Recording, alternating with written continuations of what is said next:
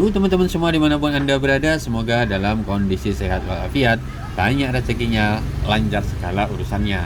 Di tangan saya ini sekarang ada HP Oppo, tipenya Oppo A54.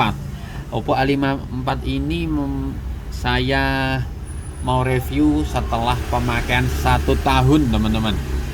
Nah, jadi ini sebenarnya HP Oppo keluaran lama, tapi karena saya beli baru 1 tahun yang lalu, coba kita review setelah pemakaian 1 tahun itu masih worth it nggak dipakai, masih bisa kita pakai dengan normal apa tidak. Oke, kita cek dulu.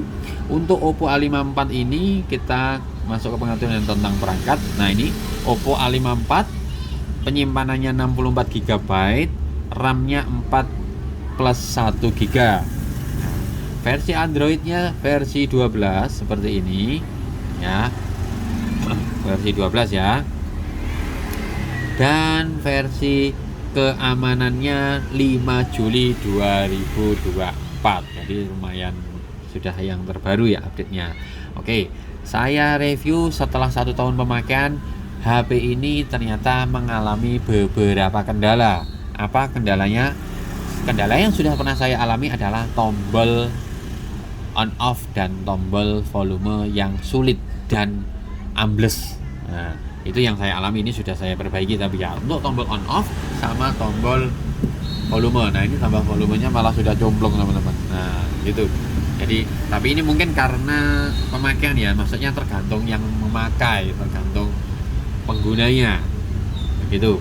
Untuk secara keseluruhan performa mesin masih baik, performa mesin bagus, masih mumpuni untuk pekerjaan ringan, masih mumpuni untuk game ringan dan untuk media sosial secara wajar.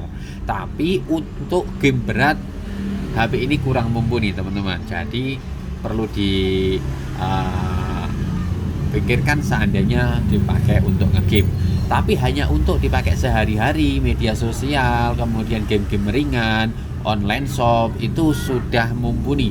Sudah 1 tahun pemakaian tapi tetap masih oke saya pakai itu. Hanya kendala di tombol saja. Setelah tombol saya perbaiki, sudah oke lagi. Yang kedua masalah di baterai teman-teman. Baterainya karena sudah 1 tahun sudah agak menurun performanya. Pada awal dulu bisa sehari semalam kuat, tapi karena ya memang sudah waktunya, mungkin ya sudah 1 tahun pemakaian, jadi baterainya sudah tidak seawet yang dulu. Tapi itu saya rasa wajar karena sudah pemakaian 1 tahun gitu ya teman-teman. Karena HP ini kemarin sempat tidak saya kasih tempered glass teman-teman. Sempat tidak saya kasih tempered glass, ternyata ada beberapa goresan-goresan halus. Tidak seperti Samsung yang kemarin saya review, saya pakai lama tanpa tempered glass tetap mulus. Ternyata HP ini ada goresan-goresan halus, tapi tidak seberapa ya, tidak terlalu kelihatan, maksudnya tidak mengganggu sih. Cuma kalau diperhatikan benar-benar ada guratan-guratan halus karena saya tidak memakai tempered glass. Memang saya sengaja mereview nanti setelah beberapa bulan tanpa tempered glass seperti apa. Ternyata ada guratan-guratan halus, tapi tidak ngaruh ya teman-teman, tipis sekali, tipis banget.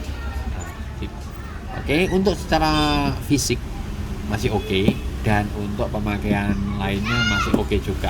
Kamera masih oke, getar masih oke, sinyal masih oke. Satu lagi, untuk pengecasannya ternyata kemarin saya juga ada masalah di pengecasannya, jadi tidak bisa dicas teman-teman, sempat sulit. Jadi kadang bisa, kadang enggak, kadang bisa, kadang enggak. Akhirnya saya ganti konektor casnya. Jadi konektor casnya sempat bermasalah, kadang bisa dicas, kadang sulit, kadang harus mengepaskan. Akhirnya saya ganti konektor cas. Jadi itu pengalaman saya memakai Oppo A53. Kendalanya cuma di tombol, baterai sama konektor chargernya, tapi itu saya rasa wajar lah karena sudah saya pakai 1 tahun. Untuk performa mesinnya masih jos teman-teman, performa mesin masih bagus. Saya pakai medsos ringan ya, medsos sama game ringan itu masih oke. Jadi menurut saya HP ini masih worth it dipakai di tahun 2025. Untuk teman-teman yang misalkan mau beli second atau dikasih atau tukar tambah atau apa, HP ini masih menjadi pilihan menurut saya, dengan RAM 4 internal 64. Tapi ya semua harus disesuaikan dengan kebutuhan, karena memori internal 64 itu ada yang sudah merasa cukup, ada yang masih kurang. Nah, kalau hanya untuk medsos, kemudian game ringan sudah cukup. Tapi kalau untuk kerja yang memerlukan dokumen, memerlukan file-file besar, video besar, itu masih kurang mumpuni masalah penyimpanannya.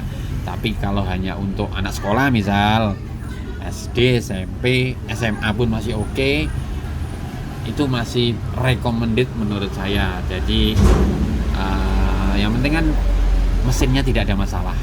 Dari segi performa mesin masih oke, kamera juga oke, casing juga oke. Ini saya pakai pelindung tapi ya, jadi masih oke, tidak ada masalah. Jadi masalahnya cuma masalah kecil yang masih bisa ditoleransi begitu ya. Begitu untuk Oppo A53, saya rasa sekali lagi masih worth it, tapi tergantung pemakainya ya. Kalau pemakaiannya pekerja ya kurang, tapi hanya untuk anak sekolah atau ibu-ibu atau bapak-bapak yang mungkin sepuh, yang tidak terlalu ngegame, yang tidak untuk bekerja berat, hanya untuk medsos dan game ringan, HP ini masih sangat worth it. Untuk harga, masalah harga ini ya, untuk RAM 4 dan memori internal 64, pada saat video saya buat ini di awal tahun 2025 ini, di lokasi tempat saya berkisar second 700 sampai 900 tergantung kondisi HP-nya. Jika HP-nya masih mulus dan kotaknya lengkap dan masih oke, tidak ada kendala, bisa 800 ke atas memang. Tapi kalau ada sedikit minus, misalkan lecet atau charger tidak ori atau apa, untuk harga secondnya berkisar antara 700 di tempat saya. Mungkin di tempat teman-teman bisa berbeda, begitu ya teman-teman. Jadi untuk review Oppo A54 saya kasih rating bintang 5 karena sudah setahun saya pakai, mesinnya masih oke, menurut saya begitu. Jadi minusnya ada, tapi minus yang bisa ditoleransi, yang sudah umum atau wajar untuk kerusakan pemakaian selama 1 tahun gitu ya. Oke, cukup sekian video saya ini, semoga membantu untuk teman-teman yang mungkin memilih HP ini atau ada pandangan untuk membeli second atau mau pakai HP ini.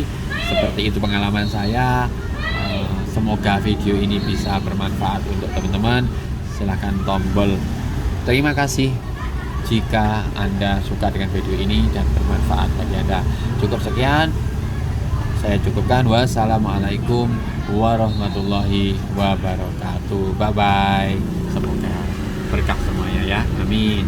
Amin.